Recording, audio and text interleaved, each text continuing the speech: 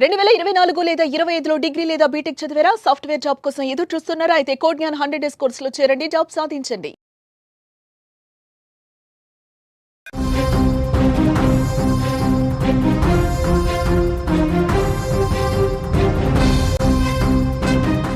Big breaking news చూస్తున్నాం. లక్షిత్ మృతి case ఇంకా కొలిక్కి రాలేదు. వారం రోజులు కావస్తున్న పురోగతి మాత్రం శూన్యం. హత్య జరిగిందా, సహజ మరణమా అనేది ఇంకా డౌట్గా కనిపిస్తోంది. అంగన్వాడీ టీచర్ ఆయాల మీద బుధవారం వేటు వేశారు, వాళ్ళని సస్పెండ్ చేశారు. గ్రామస్తుల్ని పోలీసులు రహస్యంగా విచారిస్తున్నారు. సెల్ టవర్ లొకేషన్ ఆధారంగా విచారిస్తున్న పరిస్థితి. సుమారు 180 కొత్త నెంబర్లను గుర్తించారు. వాళ్ళందరినీ కూడా విచారిస్తున్నారు. ఈ నెల 8న అంగన్వాడీ కేంద్రం నుంచి బాలుడు లక్షిత్ అదృశ్యమయ్యాడు. 10వ తేదీన విగత జీవిగా లక్షిత్ కనిపించిన పరిస్థితి. అయితే ఎలా చనిపోయాడు అన్న విషయానికి సంబంధించి అసలు ఇంతవరకు స్పష్టత రాకపోవటం ఏంటి అంటూ కుటుంబ సభ్యులు, లక్షిత్ బంధువులు తీవ్ర ఆందోళనలో ఉన్నారు. ఆగ్రహం వ్యక్తం చేస్తున్నటువంటి పరిస్థితి. ప్రకాశం జిల్లా కంభం మండలంలోని లింగోజిపల్లి గ్రామంలో మృతి చెందిన లక్షిత్ కేసులో ఇంకా విచారణ కొనసాగుతూనే ఉంది. 10 రోజులు కావస్తుంది. అయినప్పటికీ కూడా ఒక్కటంటే ఒక్క ఆధారం కూడా లభ్యం కాలేదు. 6 రోజులు గడుస్తున్నా సరే ఇంకా బాలుడు ఎలా చనిపోయాడు అన్న దాంట్లో క్లారిటీకి రావటం లేదు. అంగన్వాడీ కేంద్రం నుంచి ఈ నెల 8వ తారీఖున అదృశ్యమై 10వ తేదీన లక్షిత్ విగత జీవిగా పడి ఉన్నాడు. ఆ రోజు నుంచి నేటి వరకు విచారణ చేస్తూనే ఉన్నారు. ఇంతవరకు ఒక్క ఆధారం కూడా లభించలేదు. కుటుంబ సభ్యులు మాత్రం బాలుణ్ణి చంపేశారు అని ఆరోపణలు చేస్తూనే ఉన్నారు. అంగన్వాడీ టీచర్ సొంత కుటుంబ సభ్యులపై అనుమానం వ్యక్తం చేయడంతో ఆ కోణంలో కూడా పోలీసులు దర్యాప్తు చేశారు.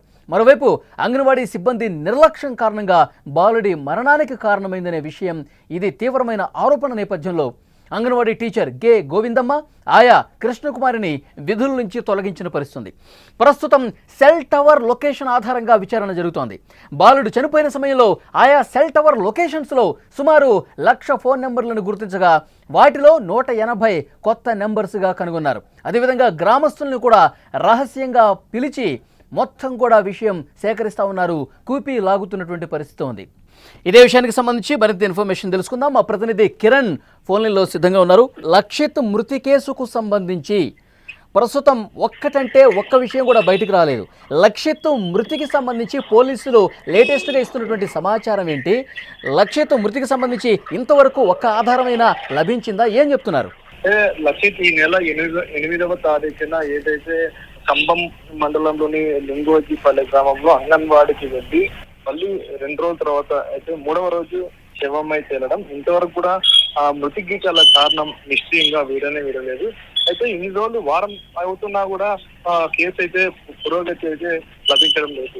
అంటే సహజ మరణమా లేదంటే ఎవరైనా హత్య చేస్తారనేది కూడా పోలీసులు కూడా అంతు చిక్కని ప్రశ్నగా అయితే మారింది. అయితే నిన్న తాజాగా ఒక వెలుగులోకి వచ్చింది. అయితే అంగన్వాడికి సంబంధించిన ఎవరైతే టీచర్ గాని, ఆయా గాని వీళ్ళ నిర్లక్ష్యంగా కారణంగానే ఎవరైతే లక్షిత్ తప్పిపోయి మృతి చెందాడనే ఒక ప్రాథమిక సమాచారానికి అయితే వచ్చిందని తెలుస్తుంది. అయితే ఇంటికి ఈ విషయం తెలుసుకున్న అధికారులు కానీ తక్షణమే వెంటనే నిన్న ఎవరైతే అంగన్వాడీ ఆయా గాని, టీచర్ని గాని సస్పెండ్ చేయడం అయితే జరిగింది. అయితే పోలీసులు మొత్తం విచారణ అయితే వేగవంతం అయితే చేస్తున్నారు. అయితే ఇందులో భాగంగా 180 కొత్త నంబర్లు గుర్తించారు. మొత్తం 180 కొత్త నంబర్లు ఎవరు, ఎక్కడ వచ్చాయి, ఇవాళంతా మొత్తం ఎంక్వైరీ చేస్తున్నారు. అయితే అందులో ఇప్పుడు లింగోజిపల్లె గ్రామంలో అయితే ప్రతి ఒక్కరిని కూడా గ్రామస్తుల్ని ఎవరైతే అనుమానం ఉన్నా కానీ అనుమానం లేకున్నా ప్రతి ఒక్కరిని కూడా విచారణ అయితే వేగవంతం అయితే చేశారు.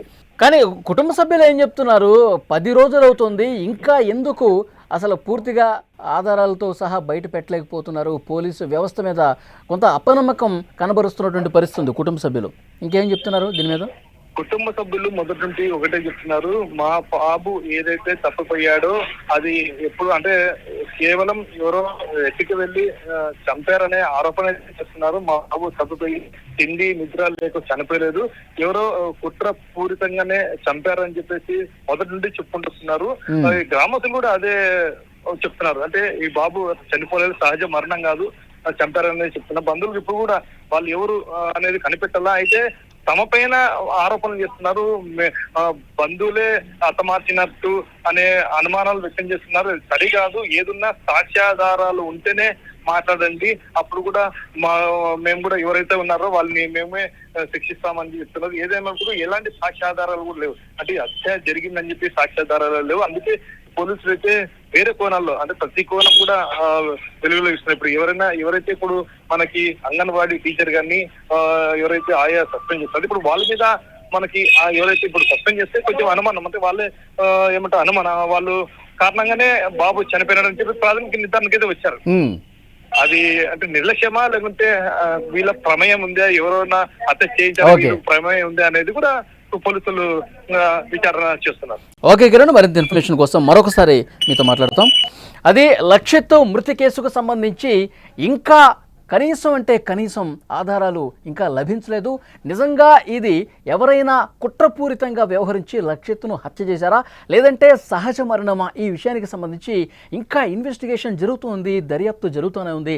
చాలామందిని పిలిచి విచారిస్తూనే ఉన్నారు. కానీ ఇంతవరకు ఒక్కటంటే ఒక్క ఆధారం కూడా లక్షిత్ మృతి కేసుకు సంబంధించి ఇంకా లభించలేదని చెప్పి పోలీసుల నుంచి ఇన్ఫర్మేషన్ వస్తుంది. ఈ నెల 8వ తారీఖున అంగన్వాడీ కేంద్రం నుంచి ప్రకాశం జిల్లా కంభం మండలం లింగోజిపల్లిలో అంగన్వాడీ కేంద్రం నుంచి బయటకు వచ్చినటువంటి లక్షిత్ 3 సంవత్సరాల బాలుడు ఆ తర్వాత తన ఇల్లును వెతుక్కుంటూ అదేవిధంగా ముందుకు పోయాడు, దారి తప్పాడు. ఆ తర్వాత ఊరి బయటకు వెళ్ళిపోయాడు, పొలాల్లోకి వెళ్ళిపోయాడు. 3 కిలోమీటర్ల దూరం ప్రయాణం చేసి తినడానికి తిండి లేక, దాహం వేస్తే తాగటానికి వాటర్ లేక తల్లిదండ్రులు అమ్మ అమ్మ అంటూ అతను అక్కడ ఏడుస్తూ అక్కడ పడిపోయాడని చెప్పి ఇవి అనుమానం వ్యక్తం చేస్తున్నారు. ఇదే జరిగి ఉంటుందని చెప్పి చాలామంది చెప్తున్నారు. కానీ కుటుంబ సభ్యులు మాత్రం దీన్ని తీవ్రంగా కొట్టిపాడేస్తున్నారు. ఎవరో తెలిసిన వాళ్ళ పని, దారుణంగా మా అబ్బాయిని చంపేశారు, హత్య చేసి ఊరికి దూరంగా పొలంలో పడేశారు అని చెప్పి చాలా బలంగా ఈ విషయాన్ని కుటుంబ సభ్యులు చెప్తున్నారు. తీవ్రమైనటువంటి ఆవేదనతో, ఆక్రందనతో వాళ్ళందరూ మాట్లాడుతున్న పరిస్థితి. అయితే ఇక్కడ ఒక్క విషయం చాలా స్పష్టంగా అర్థమవుతుంది. ఎందుకంటే అంగన్వాడీ టీచర్ కావచ్చు, ఆయా కావచ్చు, పూర్తిగా నిర్లక్ష్యంగా ప్రదర్శించారు. 3 ఏళ్ల బాలుడు లక్షిత్ని ఏ విధంగా ఒంటరిగా వదిలేస్తాడు, ఏ విధంగా అసలు తల్లిదండ్రులకు కనీసం అప్పగించకుండా తల్లిదండ్రులకు ఫోన్ చేయాలి, తల్లిదండ్రులు అందుబాటులో లేకపోతే కుటుంబ సభ్యులకు ఫోన్ చేయాలి, ఫోన్ చేస్తే వాళ్ళు వచ్చిన తర్వాత పెద్దలకి అప్పగించాలి. 3 సంవత్సరాల బాలుడు ఎలా ఇంటికి ఒంటరిగా వెళ్ళిపోతాడు, వాళ్ళకి అప్పగించిన తర్వాత క్షేమంగా తల్లిదండ్రులకు అప్పగించాము అని చెప్పి అనుకున్న తర్వాత అప్పుడు మాత్రమే అంగన్వాడీ టీచర్లు అక్కడి నుంచి వెళ్ళిపోవాలి. అంతేగాని వాళ్ళని 3 సంవత్సరాల చిన్నపిల్లల్ని వెళ్ళిపోండి మీ ఇంటికి, ఇక్కడ అంగన్వాడీ కేంద్రం సమయం అయిపోయింది అని ఎంత నిర్లక్ష్యంగా వ్యవహరించారనేది కూడా అధికారులకు అర్థమైంది. వెంటనే అంగన్వాడీ కేంద్రంలో ఉన్నటువంటి వాళ్ళ సిబ్బంది నిర్లక్ష్యం కారణంగానే బాలుడు ఆ విధంగా వెళ్ళిపోయాడు, తప్పిపోవటానికి కారణమయ్యాడు. లేదంటే వేరే వాళ్ళు చేజెక్కించుకోవటానికి, ఒకవేళ నిజంగా ఎవరైనా చంపేసి ఉంటారు, అతన్ని హత్య చేసి ఉంటారని ఒకవేళ అనుమానిస్తే కనుక వాళ్ళకి చిక్కటానికి కూడా ఈ అంగన్వాడీ కేంద్రం సిబ్బంది నిర్లక్ష్యం కదా. సో అందుకే ప్రాథమికంగా భావించి అంగన్వాడీలో పనిచేస్తున్నటువంటి టీచర్ని అలాగే ఆయమ్మని ఇద్దరిని కూడా సస్పెండ్ చేసినటువంటి పరిస్థితి.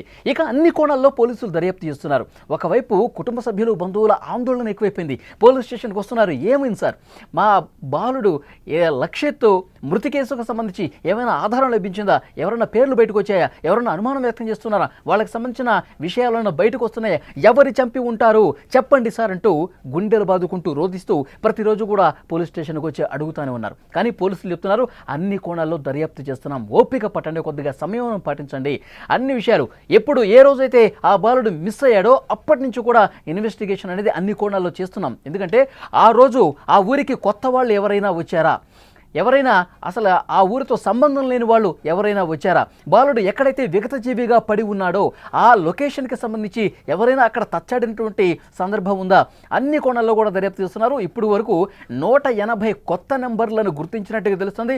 ఆ 180 మందిని కూడా విడివిడిగా ఒక్కొక్కరిని పిలిచి అన్ని కోణాల్లో దర్యాప్తు చేస్తున్న పరిస్థితి.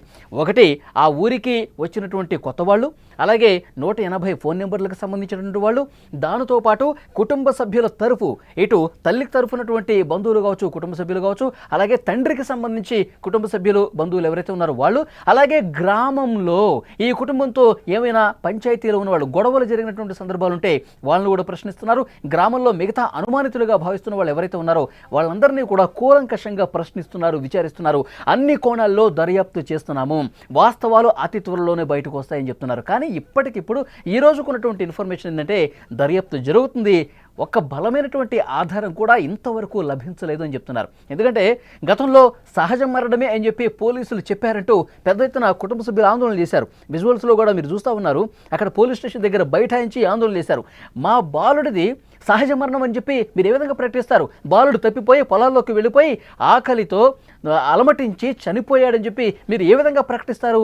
ఇది హత్య జరిగింది, ఎవరో చంపేసి అక్కడ పొలాల్లో పడేశారు, మీరు సహజ మరణంగా ఎలా చెప్తారు అంటూ నిలదీసిన పరిస్థితుంది. కుటుంబ సభ్యుల ఆవేదనను అర్థం చేసుకున్నటువంటి పోలీసు యంత్రాంగం చాలా స్పష్టంగా సహజ మరణం అని చెప్పి మేము ఇంకా ధృవీకరించలేదు, ఇంకా మేము దర్యాప్తు చేస్తూనే ఉన్నాము, అన్ని కోణాల్లో దర్యాప్తు చేస్తున్నాం, ప్రతి ఒక్క అనుమానితుడిని కూడా ప్రశ్నిస్తున్నాం, ఇవన్నీ చెప్తా ఉన్నారు. సో డెఫినెట్గా 10 రోజులు అయిపోయింది. నిజంగా పోలీసు వ్యవస్థ ఆంధ్రప్రదేశ్ సంబంధించి చాలా బలంగా వేగంగా దర్యాప్తు చేస్తే నిజానిజాలు వెల్లడిస్తారని చెప్పి ఒక నమ్మకం ఉంది. కానీ కొన్ని కేసుల్లో మాత్రం ఇంత లేట్ ఎందుకు అవుతుంది, ఇంత ఆలస్యం ఎందుకు అనిపిస్తుంది? ఇది పోలీసుల నిర్లక్ష్యమా, అలసత్వమా, అది వేగంగా పరిష్కరించాలనే తత్వమా? దీని మీద కుటుంబ సభ్యులు నిజంగా బాధితులు ఎవరైతే ఉన్నారో వాళ్ళు క్వశ్చన్ చేస్తున్నటువంటి పరిస్థితి ఉంది. నిన్న ఇన్సిడెంట్ మనం చూసాము. వైష్ణవి కేసుకు సంబంధించి కూడా గండికోట రిజర్వాయర్ ప్రాంతంలో, పర్యాటక ప్రాంతంలో ఇంటర్మీడియట్ చదువుతున్నటువంటి బాలికను దారుణంగా హత్య చేసి వివస్త్రణ చేసి ముళ్ల పొదల్లో పడేస్తున్నారు. ఇంకా ఆధారాలు కొన్ని లభ్యమయ్యాయి అంటారు కానీ పోలీసులు ఇంకా బయటకు చెప్పలేని పరిస్థితి. నిజంగా ఆ ప్రియుడు చంపలేదని చెప్పి క్లారిటీ చేశారు. మరి అన్నయ్య చెప్పాడా, అన్న చంపాడా, అన్నకు సంబంధించి కూడా పూర్తి వివరాలు బయటకు రావాల్సి ఉంది. ఏది కూడా ఒక క్లారిటీ ఇవ్వటంలో పోలీసులు కొంత లేట్ చేస్తున్నారు, అలసత్వం వహిస్తున్నారు. ఎందుకు ఇంత లేటు? ఆధారాలు లభ్యమైతే చెప్పొచ్చు కదా, బయట పెట్టచ్చు కదా. ఇది బాధిత కుటుంబాలు ప్రశ్నిస్తున్నటువంటి పరిస్థితి. సో డెఫినెట్గా 10 రోజులు కావస్తుంది. నిన్న మంగళవారం కాకుండా అంతకు ముందు వారం మంగళవారం అంటే 8వ తారీఖు. ఇప్పటికీ సరిగ్గా 10 రోజులు అవుతుంది లక్షిత్ చనిపోయి. ఆ బాబు ఎందుకు చనిపోయాడు అన్న విషయానికి సంబంధించి ఇంకా క్లారిటీ రాకపోవటం ఏంటి అంటూ తీవ్రమైనటువంటి ఆవేదనతో, ఆందోళనతో కుటుంబ సభ్యులు ఉన్నారు. మరి సుమన్ టీవీ ప్రతినిధులు అక్కడికి వెళ్ళి ప్రశ్నించినప్పుడు కూడా పోలీసులు ఇదే చెప్తున్నారు. అన్ని కోణాల్లో దర్యాప్తు చేస్తున్నాం, ప్రతి ఒక్కరిని ప్రశ్నిస్తున్నాం అని చెప్తున్నారు. కానీ ఇంకా ఒక క్లారిటీ మాత్రం ఇవ్వట్లేదు. వీలైన త్వరగా లక్షిత్ మృతికి సంబంధించి అన్ని విషయాలు, అన్ని ఆధారాలు, దర్యాప్తుకు సంబంధించిన అన్ని డీటెయిల్స్ బయట పెట్టాలని చెప్పి కోరుకుందాం.